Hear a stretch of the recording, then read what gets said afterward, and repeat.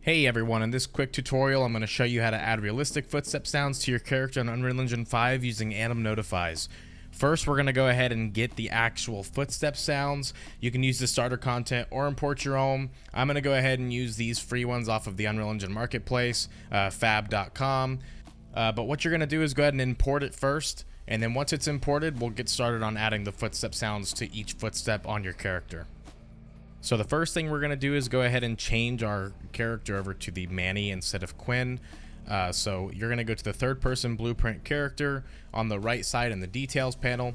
You're going to go ahead and just choose where it says animation blueprint. You're going to change that to the Manny one, and then change the skeletal mesh also to the Manny one. And then once that's done, we're going to dive right into it. Alright, once you have your character set, you can actually just go to any folder you want to. You're going to right click it, and you're going to go to the audio part, and you're going to do sound cue. All right, you can name that SC_footstep or whatever you would like to name it. You're going to click into there and then dock it to your top bar. Once we're in there, you're going to find the sound that you want to use. We're going to go through the footstep one right here. I'm using the pavement tiles just because I like the sound of it. So you're going to select, drag all of it into the graph. Once you're into the graph, you're going to just kind of neaten it up.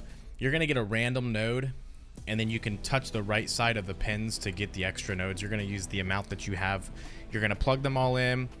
And then one thing that I like to do is add a modulator effect. The reason why is because it makes it just sound a little bit different per step instead of sounding like the exact same. You can also just right click into the graph and put it in there as well. But you're going to connect that and then connect that to the output. Save that and you're done here. All right, so once that's done, you're just going to go ahead and find your character's run forward, walk forward, jog forward, sprint forward, whichever animation you'd like to add the footsteps to in their animation folder. I'm just going to use the regular Manny run forward, so mm_run_forward. Click into there, it'll dock to it automatically, or if it doesn't, just drag it up there. I would pause it. You're going to be scrubbing the timeline. What you're going to do is click on the track right here and insert notified track. You can name that footstep. That's what I name mine. So pretty much what you're going to do is you're going to scrub until you find each footstep. So this one actually is really easy. It kind of automatically makes the footsteps. So you'll click add notify, play sound, and then you're going to click on the play sound, drag your SC_footstep into there, right there. And then you can just copy and paste all the way through this. I'm going to go ahead and speed the video up so it's done automatically, but you're going to do it for the left and right footsteps each time the foot hits the ground. Once you're done with that, you're going to go ahead and save it. After you save it, you can just exit that out. We're done there, and then we're going to go ahead and test it.